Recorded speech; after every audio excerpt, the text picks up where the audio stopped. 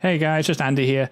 Quick intro for this week. This isn't our normal episode. This is actually an episode we had taken down by Studio Canal a little while back, so we have recut it to respect their wishes of keeping the footage under 3 minutes, so there might be a little less footage than you are used to in these episodes, but we'll be back to normal once again next week. For now, on with the show. Film Club. Hello, Natalie. Hello, Poppet. Thank you for joining us for one more round, and welcome back to another episode of Film Club. I'm one of your hosts, as always, Andy Harrison, and to my right, Andy Donaldson. Hello, Natalie. The dirty old man himself. Every single week in Film Club, we invite you along to watch a film with us. We sit down, talk about that film, figure out if that film still holds up, explore the history of cinema. This week, Andy, what have we been watching? Tinker Tailor Soldier Spy. Tinker Tailor Soldier Spy. So, give us a rundown. What is Tinker Tailor Soldier Spy about? I have to take my time when I do that. What's it about? 70s Cold War era spying amongst the Russians, Americans, even though they're not really featuring it, and the British. And essentially it's about the leader of the spies, so the MI6, but don't say they're MI6. The circus. Circus, as they refer to themselves as. He suspects a mole inside the system. He learns it's the mole, and it's about the top guys, top gaffers, there's about 5 of them, finding out who is the mole, and everyone's like kind of their own kind of things that they do. They're all deceptive, and they all kind of like don't trust each other, and it leads to who is the mole. And yeah, It does. It follows one particular character. Gary Oldman. That character is Gary Oldman. Now, if you didn't watch us last week, we talked about Leon the Professional. And what I want to start with this week is that nice segue from last week to this, because going from Leon, where he plays the... Everyone. Yeah, he plays like the out-of-his-mind, batshit, Like that. bad guy. And you've got this guy, Smiler. Comes Smiley. over this to Smiley, where he is cool, calm, collect, a little bit like broken, a little bit like down. There's a brilliant example of Gary Oldman and the contrast of characters in that intro scene where he just doesn't speak through the whole thing. Everyone acknowledges him and he has this extremely intimidating and important presence, especially when he's behind John Hurt. He's almost the second to John Hurt. Still says nothing. John Hurt does all the talking, walks through. People are like, they invite him back for something. I think it's that the government guy invites him back, just sat there, doesn't say anything for about 10 minutes into the film, I dare say. And what greater presence to have on screen, like of it, both a character and Gary Oldman, in comparison to his character with Leon, who's just the talkative one, the out there, needs to be there. You got Smiley, who's just calm, collected. He's very reminiscent of like a detective from a noir film. He's just like he's one chain smoking cigarette addiction away from being. Actually, he does smoke. He does smoke, doesn't he? Does he? I think so. He might do anyway. But point is, yeah. He just observes and he takes everything in. He does, and he is, for lack of a more interesting phrase, the glue that binds the film together. Because everything else in the film it jumps around from person to person, scene to scene, like topic to topic, all about like trying to find out who the mole is. But he's the thing that's carrying you through all that stuff. Yeah, you follow his story.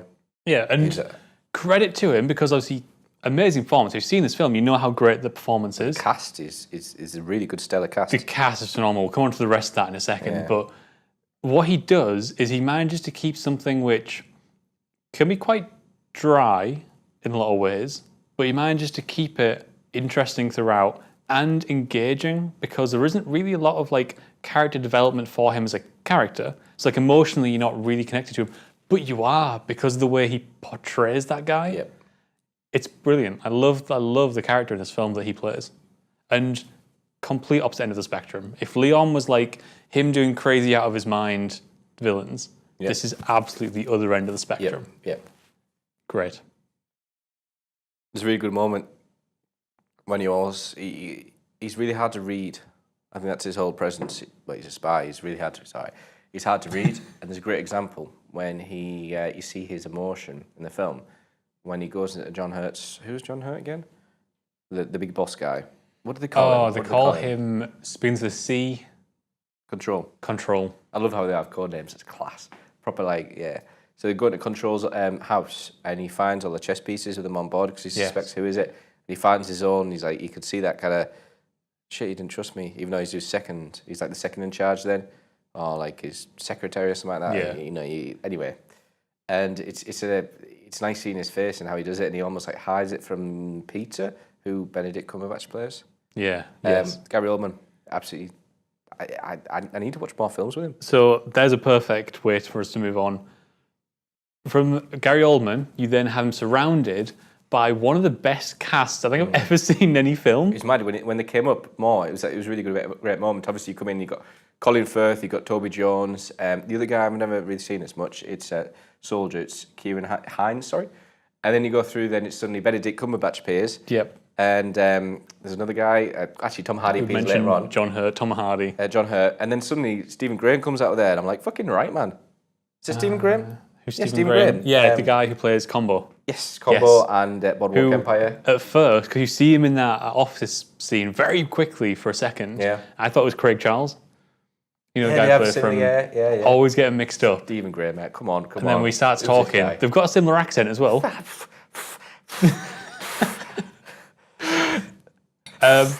Stephen Graham. And then it's Stephen Graham. I was like, even better. I like Stephen Graham. I'm a big fan of him. I think he's. I think he's probably more so Boardwalk Empire just owns that. But yes, so the point Andy's trying to make is you have this incredible cast, this incredibly high. I don't know what's the word to use. Caliber. Caliber. I can't imagine the budget that went into hiring all these people. Yeah. Like, yeah, they timed it really well, and that Benedict Cumberbatch wasn't the megastar he was at the time. Shit, man. What's the budget? Do you want to know for the whole film? Go on. Guess. I'm actually going to guess it's lower than what we think it is. I reckon it's going to be about 50 million. 21. 21 million? That's what I mean, yeah. Oh my I know, God. That's, if you think about it, that is, that's 3.5 times more than The Room. I think, let's compare everything now to The Room. Yeah. We'll measure Not everything. true. But I think you can achieve this because of two things this film has going for it before it was even made. Oh, it's a script. It's the base of the story. It's a what's it called? Adaptation. So it's a adaptation of one, a beloved novel, but two, I'd like to read it. Of apparently I haven't seen it. Apparently beloved TV series. 7 episodes, 6 episodes. Yeah, in which Alec McGuinness played the role that Smiley. Gary Oldman plays. Yeah, wow. Smiley. Okay, I'd quite like to see that. I'd like to read the book and I'd like to see the film. That's interesting. So you've got that. I think that was a big draw for it because it was already established. It was kind of beloved in a lot of ways, so people would want to get on board and play those characters, get the opportunity to do that. The other is the director, who before doing this, whose name is escaping me right now, before doing this, he did... Thomas Alfredson. Thank you. The original Let the Right One In. He did. He did, actually, yeah. I was looking at him and was like, what's he done before? And I saw that. It's supposed to be a really good film. Yeah. Actually, it's about vampires, isn't it? It's not spoilers, is it? It's not, is it? I don't think so. I actually haven't seen it, to be honest. Well, it's not vampires and I held back, but it is something it's supposed to be really good. I've heard amazing stuff about it. So I think an upcoming director with a strong name like that, with a beloved franchise, a really meaty role for actors. It's not like, what I love most about this film is that it's a spy film, but it's a spy film which is a complete antithesis of a James Bond film. It really is. It really is. Whereas James Bond's it's fun, it's action filmed, it's a bit campy at times, even like the Daniel Craig ones. Yeah. This is this kind of asks the question, what do you think being a spy for the British intelligence agency is really like? And what better scene when Tom Hardy's there and he's just chilling out with the smoke, Benedict Cumberbatch comes in and he kicks shit out of him and he goes, do you know what it's like to spy in your own country? Yeah. And it's like, holy shit, this is gritty, this is intense. And that's the most action in the entire film. Yeah. Besides the that's what's great about it, which is if you were actually to work as a spy for this country, chances are most of your time is talking with other people in kind of boring rooms. One of the guys says it to the government guy. It's Toby Jones, I believe, and it's Soldier, again, who slips my mind. It's Kieran Hines. Kieran Hines has a go at the accountants towards the start of the film on about that project that they want to do, Widowmaker, whatever it's called. Yeah. Witch Hunter. And he says, we're the front line now. There's in this in the 70s Cold War peak of it, it's all about intelligence. And he even says it to the government, we are the front line. That's what soldiers be like. There's no violence, there's no action. It's literally just deception. It's information gathering. It's all this kind of like code word stuff like that. Yeah, good. By the way, I think when we talk about the cast, did we not leave out Mark Strong? Yeah, what the fuck? Mark Strong, yeah. I really like Mark Strong. Mark Strong's amazing, and he's one of the few Americans in the film. Like, a lot of this is kind of a very British cast. Mark Strong's English, British. Is he really? Yes, he is. I apologise, Mark Strong. What I like about Mark Strong is there was this really good advert. I can't remember who it was for again, and it was Mark Strong. It was who plays Loki. Tom Hiddleston. Tom Hiddleston. Thomas Hiddleston. Tom Hiddleston. And was it Ben Kingsley? I can't remember. It was another bloke. It was all about like the British always play the villains, and it was. Have you seen it? Yeah. And it comes up, and I've seen 2 films now where Mark Strong, coincidentally, they're both spy films. Mark Strong plays a protagonist, almost spy, and the other one's Kingsman. And it's really nice. I really rate him as an actor. I'll tell you what they were. Third one, coincidentally, a spy film. Fucking Grimsby.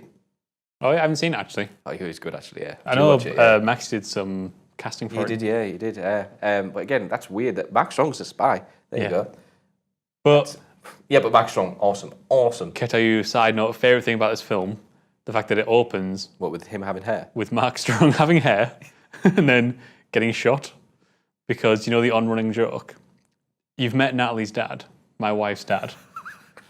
He looks exactly he does look like Mark Strong. He does. And it's this ongoing joke that every single time he's in a film, and I'm sitting there watching it with her, he dies. In some way, he dies. Apart from King... actually, yeah, I'll stop there. Whoops. So that's a good shout. So cast, it's amazing, and it lets them play themselves, much like I run about with Glengarry, Glen Ross. You get people who get to go out there all out acting because it's because it doesn't have the action to roll to fall back on. Instead, they're not learning to fly around on wires or anything. Instead, these people in real rooms with a couple of guys behind the camera, and they're just trying to figure out how best to block it, how best to deliver it, how best to embody those characters. That's all their attention is. This film, talking of the people behind the camera, is beautifully shot. Production is superb. Beautifully shot. And then those credits. My god, the color palette in this it's like orangey, isn't it, and stuff like that. It's more the other end actually. It's more of like a blue-green tinge. When it's outside, he's pulling up beside the school or the building. It's like bluey greens, but then there's the aspects of the 70s, the kind of orangeness and stuff like that. Yeah, there is the bit where they're in the. Blue works with orange. Where are they in that room? Where they have the meetings. Yeah, because it's all. And where he first signs his resignation letter. Yeah. That's that wonderfully it's desaturated orange. Yeah. And obviously everything about the colour palette they've chosen to do, they've desaturated it. They've tried to make it very white, very grey, very, very kind of sad in the way in which they're presenting the colours. Because in the end he's being fired. Exactly. It's reflecting, I think, what Gary Oldman's going through. Yeah. Wonderful. And the credits as well. I was thinking there's not normally stuff I realise in the credits, but I remember seeing the trailers and seeing the pictures film. Hair and makeup, I'll have to find out who it is that came up with the casting. Awesome job. To have Mark Strong with hair and to have all this weird, crazy... Tom Hardy, have you seen his fucking hair? But they all look hugely 70s. It's probably that kind of vibe about it. Yeah, they nail that kind of Cold War period. And the other one, which is people how they dress. Costume design, yeah. Costume design is spot on as well. And then you have the other aspects of it. Just the production behind this film is superb. Music was fucking awesome. I have to admit, I didn't really pay attention to it. So go on, what was the music? Like that intro, it's just this kind of I remember is it horns or some sort of horns? Yeah, trumpet. Well played. Yeah, and it just catches it. It's got that lovely. I dare say, now you said that you made the link between noir. It could have not that kind of cheesy is the wrong word to use. That New York noir to it, not that sax, but it's got these kind of horns to it, this vibe. Honestly, the music was great, and it was done by Alberto Iglesias. I would be interested to take a second look at this and look at it as some sort of noir adaptation, because I guess this is obviously a film that's born or it lives within the Cold War period. Noir being a genre that was birthed out of the World War II period. That's quite funny. Interesting if that's actually a conscious decision they made. Yeah, that's really interesting. It's amazing how they've managed to compile all those episodes and that book together into one film. Yeah. and one film that's 2 hours long. Have you ever read any of it? Out of interest. Again, I'd like to read it. Yeah. I would like to read it. I'd definitely like to see the series. So, just see Alec McGuinness's take on. I'd love to see Alec McGuinness's take on it.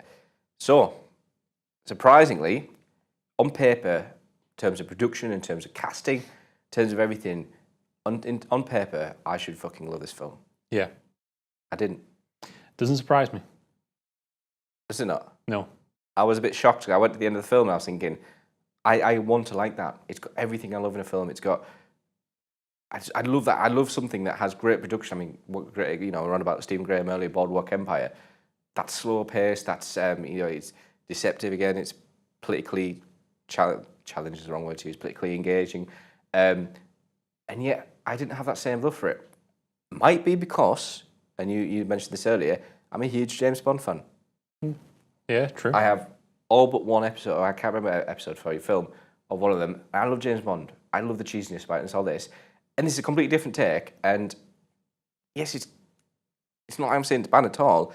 I just, for some reason, part of me just didn't like it as much as I thought it would, and I'm a bit devastated. I think because I want to like it more than I do. Weirdly enough, I think I'd said almost fell into the same camp as you, which is that there was a point in the film where I was falling into disliking it, and I think it's because the film really struggles. Like I think by the end, the filmmaker, the director, sorry, I should say, does manage to tell the story coherently, but throughout the whole thing, there's so many different like people doing so many different things. Everyone's trying to intelligent film, right? Everyone's trying to like backstab each other. Yeah.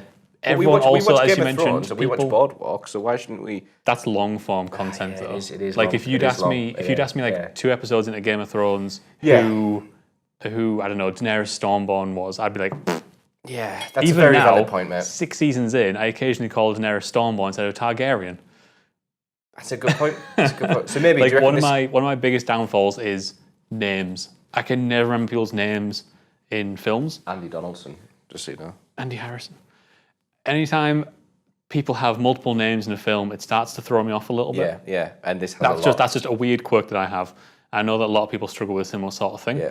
And this has a lot. Everyone has their own code name along with things. Like they don't explain to you exactly that like they're calling the intelligence agency the circus. You have to pick that up. So like I appreciate it for all that stuff that it does. I appreciate that it never ever insults your intelligence. No. But it also makes it like a wall of a film that you have to scale. For a first time you watch it. I mean, granted, I watched it last night, quite late. Probably not the best. So there's your thing. Like, after seeing this, I wished so much I'd seen it in a theatre.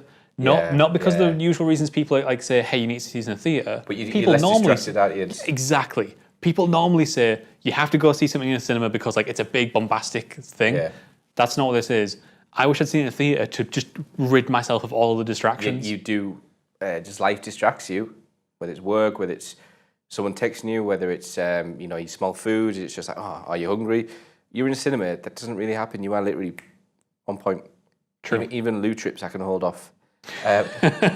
So no, I completely get where that comes from. Completely. This might be better next time around. It might be better watching the series, reading the book. I will watch it again because on paper I should love this film. Agreed. I want to watch it again at some point, but it's a film where it doesn't make me want to watch it straight away. I want to give it some time and go back to it at some point. I think this is a hell of a film, which is difficult to like. There you go. So thank you very much for joining us this week, guys. As always, you can let us know in the comments below what you thought of Tinker Tailor Soldier Spy, or you can hit us up on Twitter. We'll be back once again next week, where this time we're going to be looking at... You remember what it is?